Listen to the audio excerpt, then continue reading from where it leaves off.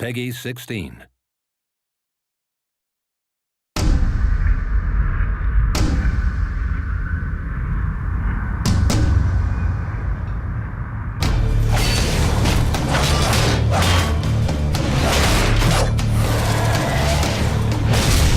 Our original vision for Darksiders was pretty grand, and we weren't able to execute on that fully in Darksiders 1, but Darksiders 2, a lot of the stuff we really wanted to have in there, like loot, like skill trees, leveling up, a big world that you could explore at your leisure, getting new abilities that allow you to then see more of that world. We get to do a lot of that in Darksiders 2, and we're really excited about it.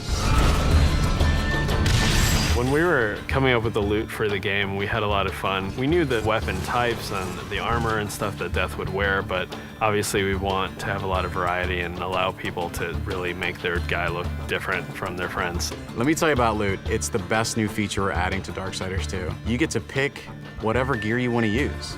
Do you want to use a heavy axe? Do you want to use a faster set of claws?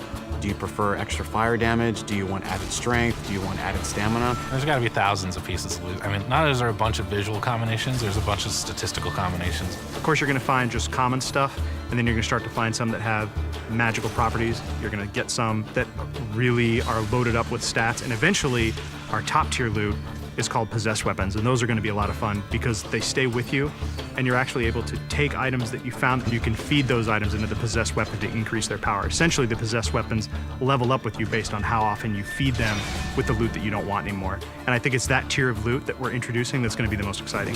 In Darksiders 2, we've got a skill tree. There are two major sides. You've got the Necromancer side and the Harbinger side. The Harbinger is more warrior-based, melee, in-your-face, hand-to-hand combat, weapon-based combat. Necromancer is your spellcaster.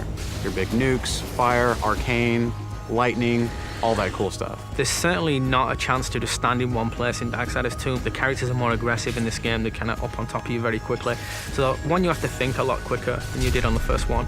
But because you've got so many different tools to handle that combat now, players can handle it in a lot of different ways. They can hold back and use a lot of the magic if they're not very good at the melee combat, but you can also get in and get through from a very up close and personal style of gameplay. So it's really down to the type of player who's playing the game.